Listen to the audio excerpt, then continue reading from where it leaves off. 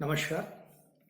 आज हम बीए प्रथम वर्ष के हिंदी साहित्य के प्रथम प्रश्न पत्र में राम भक्ति काव्य परंपरा पर बात करेंगे। राम भक्ति काव्य के बारे में हमने पूर्व में चर्चा की। आज उसकी विशेषताओं पर प्रकाश डाल रहे हैं। हिंदी राम काव्य दो धाराओं में प्रवाहित होता है। एक है तुलसी प्रणीत मर्यादावादी राम भक्ति काव्य धारा और दूसरी है अग्रदास प्रणीत रसिकोपासना राम भक्ति धारा। दोनों में अंतर है। तुलसी के राम मर्यादा पुरुषोत्तम हैं और अग्रदास के राम रसिक प्रिय हैं। दोनों में की आराधना पद्धति में काफी अंतर स्पष्ट दिखाई देता है।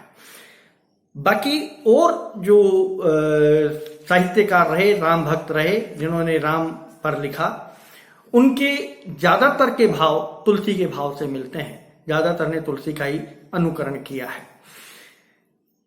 संक्षेप रूप में देखा जाए तो राम का चरित्र जो है वो मर्यादाओं से बंधा हुआ, मर्यादाओं से बना हुआ चरित्र है, जो जीवन की संपूर्णता को समाज के सामने प्रस्तुत करता है। राम का जो व्यक्तित्व है, राम का जो चरित्र है, राम जो स्वयं राम है, वो निराकार ब्रह्म के भी राम, निराकार मतावलंबियों के भी राम है, निराकार ब्रह्म है, और साकार मतावलंबियों के भी राम है, अर्थात मर्यादा पुरुषोत्तम राम है, राजा दशरथ के पुत्र राम है, लक्ष्मण के भाई सीता के पति राम है। दोनों ही भावों को लेकर राम भक्ति काव्य धारा का सृजन हुआ है। तो इनकी जो विशेषताएं हैं हम आज उन पर प्रकाश डाल रहे हैं। पहली प्रथम विशेषता जो इनकी है वह है शील, शक्ति, सौंदर्य से युक्त आराध्य राम का चित्रण। यानी राम का जो चित्रण हुआ है महाकाव्यों में, समय समय पर जो राम को चित्रित किया गया है, वो एक संपूर्ण व्यक्ति के रूप में चित्रित किया गया है। शील, शक्ति और सौंदर्य से युक्त चरित्र का निर्माण राम के रूप में किया गया है।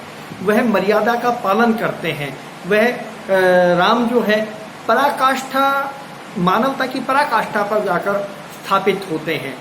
उच्चतम पराकोटि का जो चरित्र है वो तुलसी ने राम के रूप में स्थापित किया है, जो ब्रह्मा, विष्णु और महेश इन तीनों की शक्तियों से भी परे है, जो निर्गुण और सगुण दोनों को समान रूप से प्रिय है, जो तुलसी के अनुसार निराकार और साकार दोनों भावों के, दोनों के साधुओं को अपने साथ लेकर चलता है, दोनों के मनोभावों में शांति उत्पन्न करता है, जो लौकिक अलौकिक गुणों से संपन्न है। राम भक्ति काव्य धारा में तुलसी से पूर्व बिल्कुल यही चरित्र ऋषि वाल्मीकि ने राम का समाज के सामने प्रस्तुत किया था, जो शील है, शांति से भरे हुए हैं, दुष्टों का दलन करने वाले हैं, भक्तों का रक्षण करने वाले राम है। ये जो चरित्र राम का वाल्मीकि ने प्रस्तुत किया, उसी चरित्र को तुलसीदास ने आगे समाज को दिया। लोकोत्तर गुणों के साथ प्रेम, कर्तव्य, त्याग, औदार्य, रक्षण, रंजन, अद्भुत गुणों का सामंजस्य राम में स्थापित किया तुलसी ने। कुल मिलाकर अगर बात की जाए तो लोक और लोकोत्तर जीवन का जो चित्र प्रस्तुत होता है वो राम के रूप में होता है। वहीं प्रवर्ती रसिक संप्रदाय के कवियों ने राम को एक रसिक नायक के रूप में प्रस्तुत किया है, लेकिन जनमानस में तुलसी का राम जो है, जो मर्यादा पुरुषोत्तम राम है, वही बैठा हुआ है, वही जनमानस के हृदय, मन और मस्तिष्क पर राज करता है। तो लक्षणा से हम कह सकते हैं कि तुलसी का राम जन नायक है और रसिक संप्रदाय के कवियों का राम मनरंजक राम है। दोनों में अंतर है। रसिक राम कहीं ना कहीं कृष्ण की अवधारणा के साथ जुड़े हैं और मर्यादा पुरुषोत्तम एक ही उदाहरण है पूरे विश्व में, जिसको पूरा विश्व एक मत से स्वीकार करता है। मानवता की पराकाष्ठा, मानव का संपूर्ण स्वरूप राम से पहले भी नहीं था और राम के बाद भी नहीं था। हम अगर अपना हिंदी वांग्मय उठाकर देखें तो राम का वंश इक्ष्वाकु वंश एक ऐसा वंश है जिसमें सभी महापुरुष पैदा हुए हैं। इक्ष्वाकु से लेकर पुलस्त्य ऋषि से लेकर अगर हम बात करते हैं इक्ष्वाकु, अज, दिलीप, रघु, दशरथ, तो ये सारे इसी परिवार में जो बुजुर्ग राम के पैदा हुए सब महान लोग थे, लेकिन फिर भी राम जितना पूर्ण और परिपूर्ण कोई नहीं था। इसलिए आलोचक ये मानते हैं कि राम सृष्टि के प्रथम और अंतिम पूर्ण पुरुष थे, इसीलिए उनको ब्रह्म का दर्जा प्राप्त हुआ, इसीलिए उनको ईश्वर का दर्जा प्राप्त हुआ, इसीलिए उन्हें प्रभु का दर्जा प्राप्त हुआ। दूसरी विशेषता में आते हैं आदर्शोन्मुखी काव्य। राम काव्य जो है आदर्श से भरा हुआ है। राम का चरित्र जो है वो आदर्श से भरा हुआ है। यह लोक मर्यादा का चरित्र है।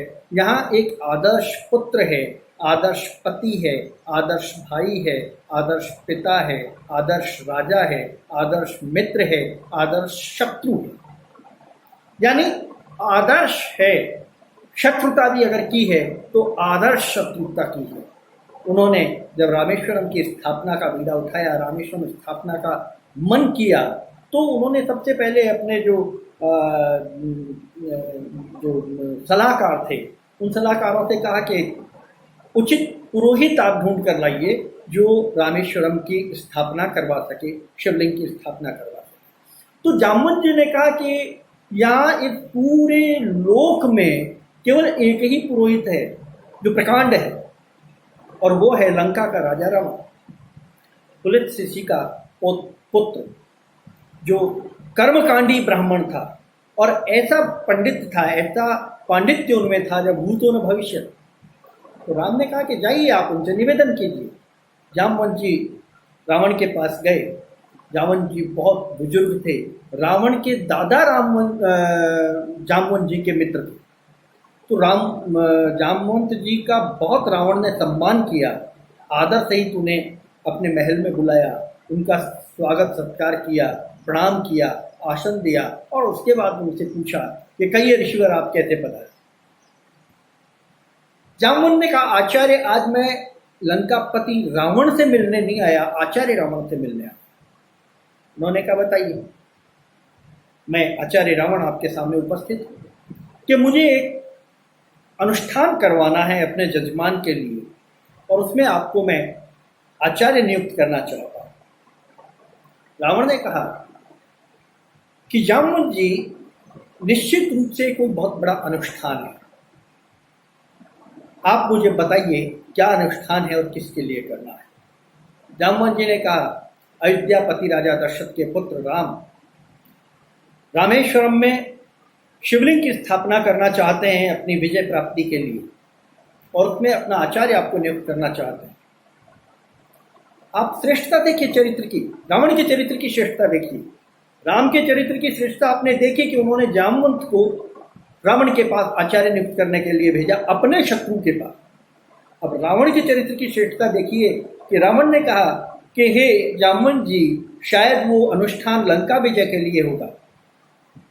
जामवंत ने कहा हाँ आचार्य, वो लंका विजय के लिए ही। रावण ने कहा ठीक है, मैं इस पद को स्वीकार करता हूं। आचार्य ने जामवंत जी ने कहा कि हे आचार्य बताइए अनुष्ठान के लिए क्या सामग्री चाहिएगी। रावण ने कहा कि जब जजमान वनों में भटक रहा हो, उसके पास साधन नहीं हो, तो यह आचार्य की जिम्मेदारी हो जाती है कि वो समस्त साधनों सहित अपने जजमान की पूजन के लिए वहां पर पहुंचे। इसलिए आप निश्चिंत रहिए, राम को कहिए कि वो नहा धोकर पूजन के लिए तैयार रहे, मैं सारी सामग्री लेकर अपने आता हूं।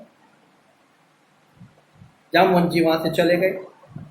रावण ने अपने सभासदों को बुलाया और कहा कि मुझे राम के लिए शिवलिंग की स्थापना करने जाना है, सारी सामग्री इकट्ठी करो। फिर उन्होंने विचार किया कि हिंदू परंपरा में कोई भी अनुष्ठान बिना पत्नी के पूर्ण नहीं होता।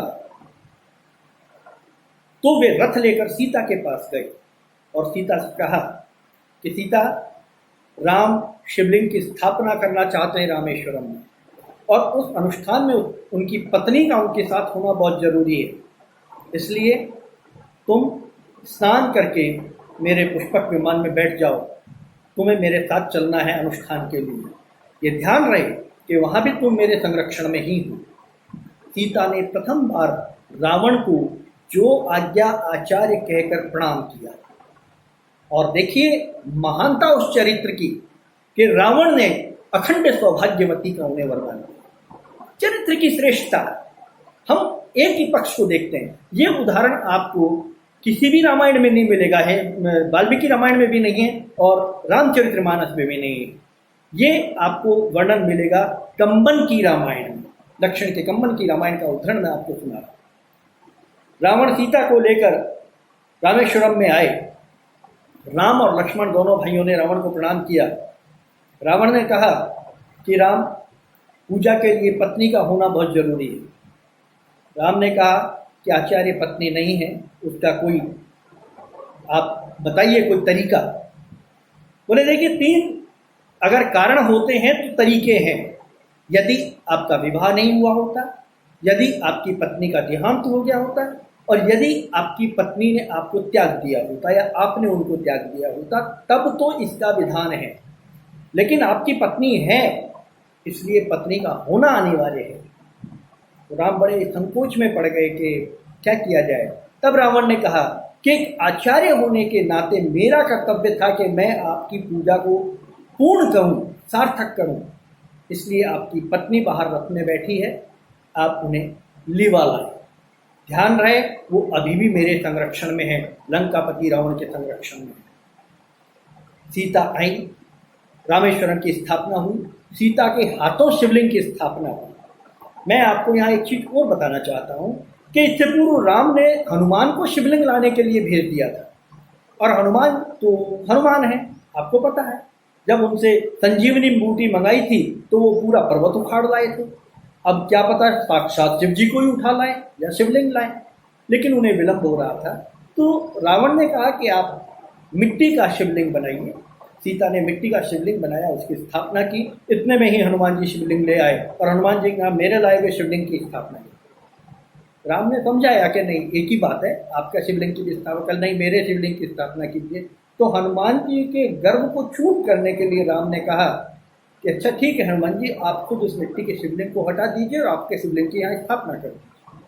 हनुमान ने लाख कोशिश कर ली, वो शिवलिंग को टस से मस नहीं कर सके। लेकिन हनुमान की भक्ति को देखकर राम ने हनुमान को एक वरदान दिया कि जाइए, इसके पास ही आपके शिवलिंग की भी स्थापना होगी, जो उतना ही पूजित होगा जितना कि ये होगा।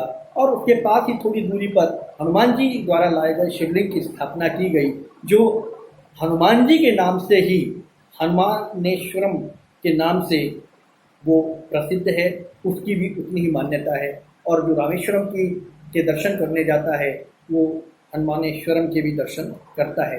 तात्पर्य कहने का कि चरित्रों की पराकाष्ठा राम साहित्य में जितनी दिखाई देती है, चाहे वो रावण का चरित्र हो, चाहे वो राम का चरित्र हो, वैसी अन्य किसी साहित्य में दिखाई नहीं दी। यानी परिपूर्ण व्यक्तित्व किसी भी चरित्र का, किसी भी पात्र का राम काव्य में बहुत अच्छे से दिखाई देता है। किसी भी पात्र को ले लें, अगर वो शत्रुता निभा रहा है तो शत्रुता भी। जब अनुष्ठान पूरा हो गया और राम ने रावण को आचार्यत्व की दक्षिणा देने के लिए कहा कि प्रभु मैं क्या दक्षिणा आपको समर्पित करूं, तो रावण ने कहा कि आप स्वर्ण की लंका के पति रावण को क्या दक्षिणा दे सकते। रावण ने कहा नहीं, अभी मान लो मेरे पास नहीं है, लेकिन आप मुझे बता दीजिए कि जब मैं देने लायक हूं तो मैं प्रयास करूं आपको आपकी दक्षिणा देने का। तो रावण ने का चरित्र, रावण के चरित्र की श्रेष्ठता देखिए आप, फिर देखिए। क्योंकि कई बार हम एक पक्ष की बात करते हैं, हम दूसरे पक्ष पर विचार दिमाग लगाते नहीं, हम एक ही पक्ष के बारे में सोचते हैं। केवल रावण को हमने एक ऐसे फ्रेम में बंद कर दिया जहां रावण केवल हमें शत्रु, हमारा भी शत्रु दिखाई देता। लेकिन रावण के चरित्र की श्रेष्ठता अपने आप में बहुत श्रेष्ठ है। रावण ने कहा कि ठीक है, अगर आप दक्षिणा देना चाहते ही हैं तो आप मुझे एक वचन दीजिए कि जिस समय मेरा अंत समय आए, मेरे जजमान मेरे सामने खड़े हो। पराकाष्ठा है किसी भी भक्त की भक्ति की। देखिए, नवोढ़ भक्ति में 9 तरह की भक्ति होती है, ये 10वें तरह की भक्ति है, जहां शत्रुता में भी भक्ति है। शत्रुता में भी शत्रु ये चाहता है कि उसका जो शत्रु है वो अंत समय में उसके सम्मुख हो, ताकि उसके दर्शन प्राप्त कर वो उस भवसागर से पार हो। तो जहां चरित्र की श्रेष्ठता राम में दिखाई देती है, राम के सारे आदर्श चरित्र दिखाई देते हैं, वहां रामायण के दूसरे पात्रों की जो श्रेष्ठता है उसको भी हम नजरअंदाज नहीं कर सकते, उसको भी हम मतलब पृथक नहीं कर सकते इन सारे घटनाक्रमों से, उनका भी उतना ही महत्व है। तो पात्रों की श्रेष्ठता का जो भाव है वो राम साहित्य में बहुत अधिक देखने को मिलता है। तीसरी विशेषता है आदर्शोन्मुख काव्य। राम काव्य जो है वो पूरा आदर्शों से भरा हुआ है, एक मापदंड, एक मानक स्थापित करता है समाज में। वो नैतिकता का, शुद्ध आचरण का, उदात्त भावनाओं का एक ऐसा मार्ग है जिससे समाज के सुंदर समाज की कल्पना की जा सकती है।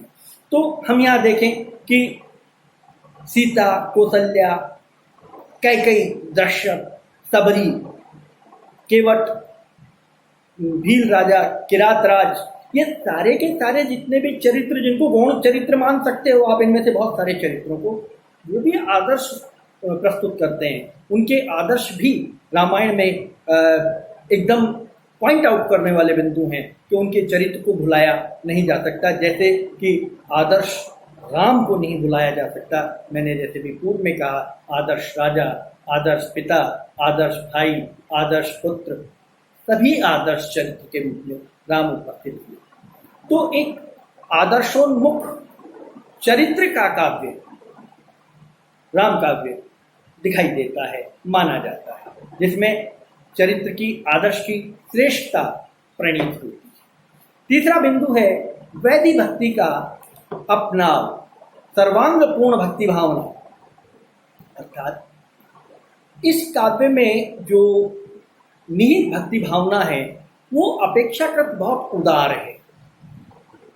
आराध्य सबके राम हैं, लेकिन केवल राम के ऊपर काव्य लिखा गया है, इसका कदापि मतलब नहीं है कि बाकी अन्य देवी देवताओं को अलग कर दिया है। इसमें शिव जी की स्थापना भी दिखाई है तुलसी और वाल्मीकि ने, स्वयं राम के हाथों शक्ति की पूजा भी दिखाई है कि जब एक दिन युद्ध में, राम रावण के युद्ध में, रावण का पलड़ा बहुत भारी हुआ और राम का पलड़ा हल्का हुआ, बहुत सारे बानर सेना की क्षति हुई, राम बहुत परेशान हुए। रात्रि विश्राम के समय राम चिंतन करने लगे, तब जामवंत ने आकर कहा कि प्रभु इतना मलिन होने की आवश्यकता नहीं।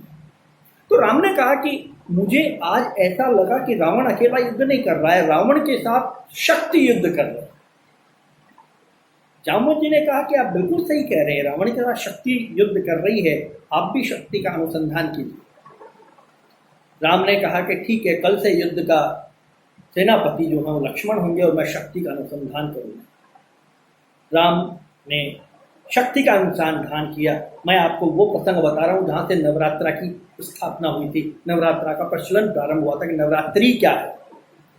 पहली रात राम ने 108 कमल, नील कमल सरोवर से मंगवाए, शक्ति की आराधना प्रारंभ की और पहला नील कमल और चढ़ाया शक्ति को। धीरे धीरे उनका जो ध्यान था वो बढ़ता गया, बढ़ता गया, बढ़ता गया, बढ़ता गया। 9वीं रात्रि, आखिरी रात्रि, नवरात्रि की 9वीं रात्रि में स्वयं भवानी ने, शक्ति ने राम की परीक्षा लेनी चाहिए और अंतिम नील कमल को उन्होंने छुपा दिया। राम का लेवल जो है वो साधना का सप्तल कमल तक पहुंच चुका था, जो हमारे ब्रह्मांड में माना जाता है। राम ने थाली में हाथ घुमाया, नील कमल नहीं मिला। राम को एकदम से झटका लगा के साधना भंग हो गई। फिर अचानक राम को ध्यान आया कि बचपन में मुझे मेरी माँ नील कमल, मेरी आंखों को नील कमल कहती थी। तो उन्होंने तुरंत तुनीर से एक बाण निकाला और अपनी एक पुतली निकालने के लिए जैसे ही बाण आगे बढ़ाया, माँ भवानी ने उनका हाथ पकड़ लिया और कहा कि नहीं राम, मैं तुम्हारी परीक्षा ले रही थी, तुम्हारी साधना पूर्ण हुई और विजय भाव का आशीर्वाद देकर माँ भवानी राम में विलीन हुई, राम में समा गई। वो 9वीं रात्रि थी, नवरात्रि की प्रथा यहाँ से प्रारंभ हुई। अगले दिन दशहरा था, दशमी थी और राम ने रावण का वध किया। वहाँ दशहरा मनाया जाता है और फिर वहाँ के सारे काम पूरे करके दीपावली तक राम अयोध्या लौट आए। कहने का तात्पर्य कि भक्ति की विविधता राम साहित्य में देखने को मिलती है। हर तरह के देवी देवता सबकी उन्होंने पूजा की है। नाम स्मरण को भी महत्व दिया है तो यश कीर्तन को भी महत्व दिया है, चरण सेवा को भी महत्व दिया है तो चरण वंदना को भी महत्व दिया है, सखी भक्ति को भी उन्होंने, साख्य भक्ति को भी उन्होंने महत्व दिया है कि उन्होंने सुग्रीव के प्रति अपने मित्रता भाव को निभाकर बाली का वध किया और विभीषण के प्रति अपने मित्र भाव को निभाते हुए उन्होंने विभीषण का राज्याभिषेक किया है। तो हर तरह के भक्ति भाव, समर्पण भाव का इस काव्य में, राम काव्य में स्पष्ट उल्लेख देखने को मिलता है। इससे हम उसको अलग नहीं कर सकते जो अन्य साहित्य में देखने को